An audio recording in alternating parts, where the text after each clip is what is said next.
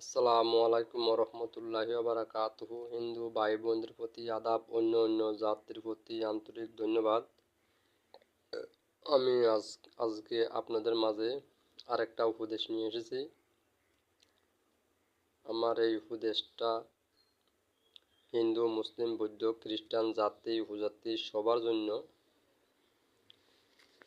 সবাই এই উপদেশটা শুনে তাদের ভুলটা ভেঙে দিতে পারে। সেটা হয়েছে আমার আদি যুগের জ্ঞানী গুণীর কথা। আদি যুগের জ্ঞানী ও গুণীদের কথা।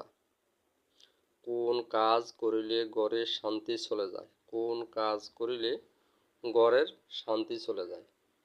এটা সবার ক্ষেত্রে, হিন্দু, মুসলমান, বৌদ্ধ, খ্রিস্টান, জাতি উপজাতি সবার সংসারের মাধ্যমে ঝগড়া বিভেদ, এই কাজিয়া, কে কজ্জা বলে কে কাজিয়া বলে, মারামারি কাটাকাটি, সংসারের মাধ্যমে অশান্তি চলে।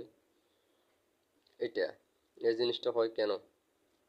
এই জিনিসটা হচ্ছে যে এখানে জ্ঞানী গুণীরা বলছে যে কোন কাজ করিলে ঘরে শান্তি চলে যায়। উত্তর: ঘরে মাকড়সা জাল বাঁধিলে এবং মহিলারা বেকার বসে থাকিলে।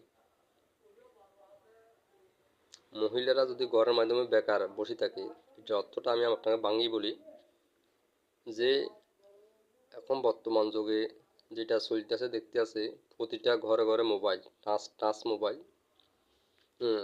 কেউ ইউটিউবের চ্যানেল চাইতে আছে, কে ফেসবুকগুলো চাইতে আছে। শুধু উনি ফেসবুকের মাধ্যমে দেখতে আছে, বিভিন্ন ধরনের ছবি দেখতে আছে, ইউটিউবে বিভিন্ন ধরনের ছবি দেখতে আছে।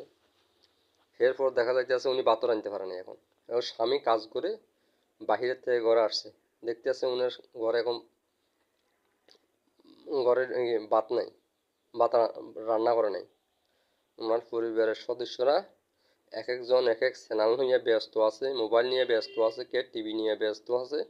ভাত রান্না বান্না করে নাই, রান্না করে নাই। স্বামী অফিসের থেকে আইসে, কে চাকরি বাকরি থেকে আইসে, কে কাজকর্মের থেকে আইসে। আসার পর এবারে যখন ভাত না পায়, খাওয়ার না পায়, তখন ঘরের মাধ্যমে মারামারি পিটাপিটি শুরু, ঝগড়া অশান্তি শুরু। ঠিক আছে? আর ঘরের মাধ্যমে আপনার মাকড়সা জাল, মাকড়সা বলতে আপনার চিনেন কে? গ্রামগঞ্জের মাধ্যমে মেরকুড়ি বলে, কে মাকড়সা বলে। আপনি যদি দেখবেন যদি জাল বাঁধে, এগুলা বাসা, মাকড়সার বাসা, এগুলো কি করবেন আপনারা সব সময় কি পরিষ্কার করে ফেলবেন। আর আপনি মোবাইল দেখেন, সমস্যা নাই,